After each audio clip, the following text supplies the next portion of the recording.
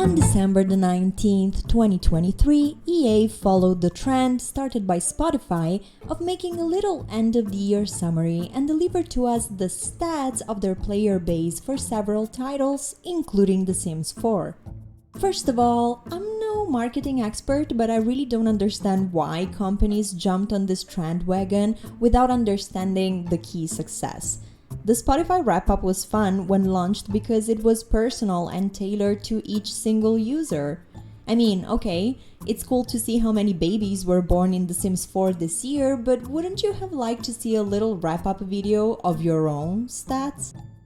I might be petty here, but spoiler alert, this video is not getting less petty than that. Let's take a walk down memory lane and check together this year's releases for the Sims franchise. As opposite to 2022 that gave us one expansion pack only, this year got the release of 3 expansion packs, Growing Together, Horse Ranch, and For Rent.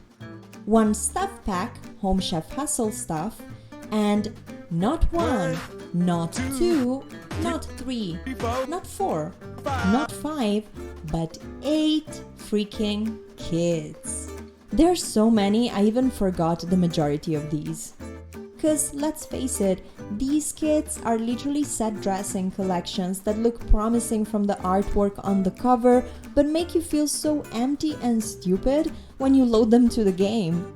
For €5, you get on average 25 items, either for create a sim or build and buy, not like 50 items or like 25 items and 1 gameplay item.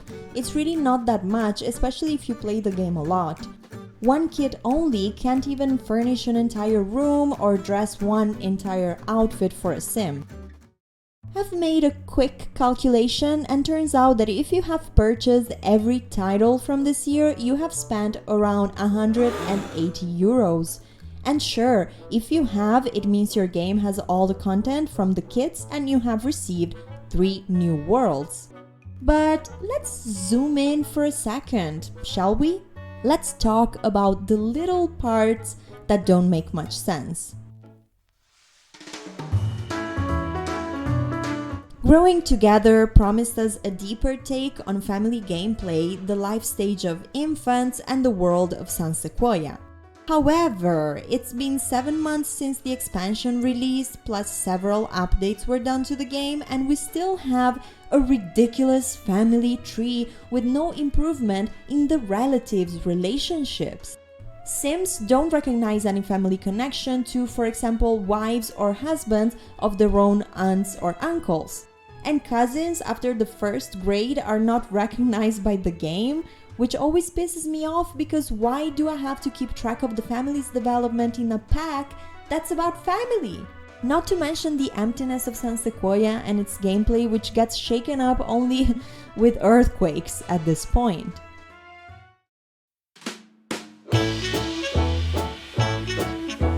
Horse Ranch has been out for 5 months now, and although it was such an awaited pack, it also managed to scare players with things like horses walking like Sims, ranch hands setting houses on fire, animals freezing. Also, we still haven't received any updates to raise the household count, which is crazy to me. If I play in a ranch, I imagine setting up with plenty of animals and sims, and the current limit of 8 per household is just silly. Yeah, I know you have ways to work around this, and I do have MC Commander installed in my game, for example, but don't you think that this should be part of the game?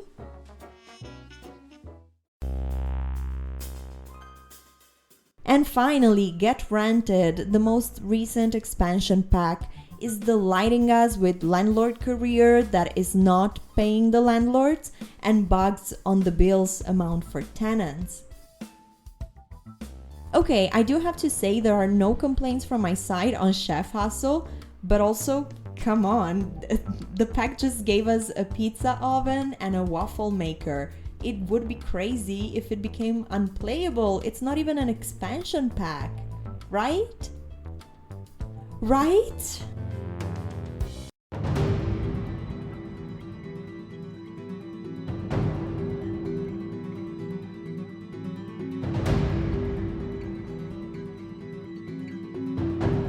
Yeah, I am about to talk about the forgotten, the shameful packs that continue to be broken, and screw you and the money you put into buying them, including myself. Dine Out turned 7 years old this year and it's still unplayable for most simmers. I currently don't have it loaded in my game, but when I did, ducking hell, the rage was real.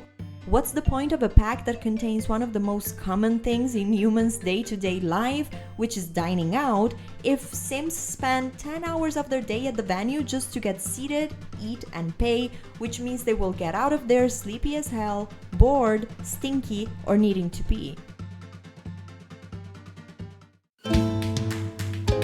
Dream Home Decorator is younger than Dine Out, only 2 years of age, but it gets me so over the edge because it's still broken.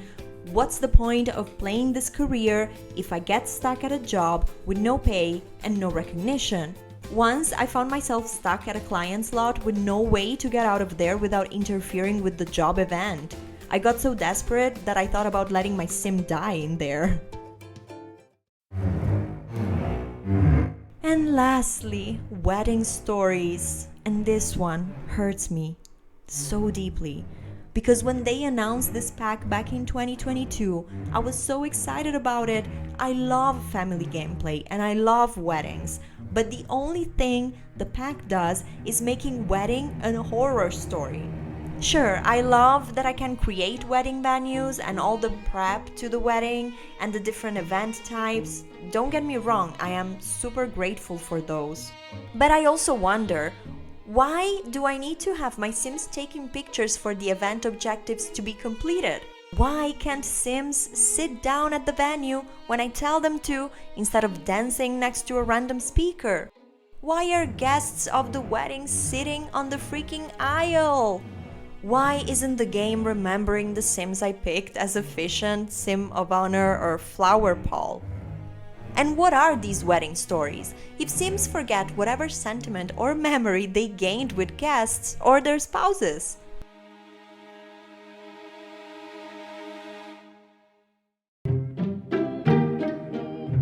"2023 is coming to an end, and sure, as a loyal fan base, we have played over 1.8 billion hours. We have spent at least more than 50 coins per person to keep believing that if we add that little extra feature to our game, it will give us what we would like to see. But I decided to give a little tweak to The Sims 4 year in gaming.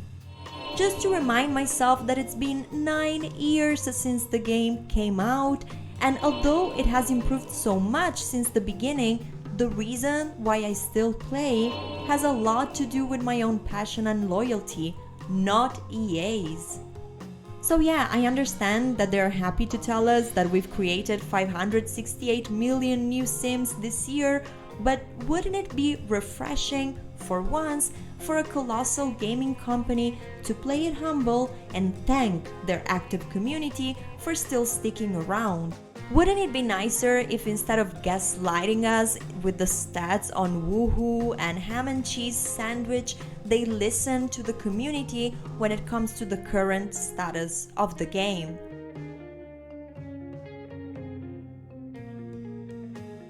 The purpose of the video isn't to stir you away from the game or make you feel bad for how much you have invested in it. But I think that the fanbase is doing a lot of the labor to keep itself interested when it comes to The Sims 4, and although this says a lot about us and our loyalty, the passion we put in supporting the game shouldn't be exploited. I said what I said! And this is the sentiment that I have about the beginning of a new year and what's next for the franchise. I've been in love with this game since 2004, and I am one of those fans that has always been devoted to my own passion for The Sims. I do play The Sims 4 a lot, and I am interested in what is going on with the game. I definitely don't want to boycott any of their releases. In fact, I always have the hope their next move won't be a mere money-grabbing scheme. However, I don't like to be fooled, and I think that awareness is power, and especially when it comes to multi-million-dollar companies, it's not a reach to say they all lost the point of why they're still up and running. In this 2024, I'd like to see a glimpse of that creativity, quirkiness, escapism, and deep passion for the work of art that video games represent.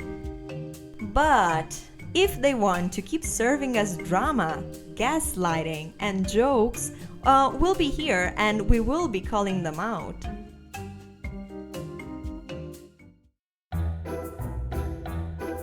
If you have made it until the end of this video, thank you. Let me know your take in the comments. I really can't wait to read your opinions on this end of the year. Don't forget to hit the subscribe button and join me at the Drama House. We gossip, we play, we stir the pot, the usual drama queen stuff. My name is Lady Drama. Thank you so much for watching the video. I'll see you very soon.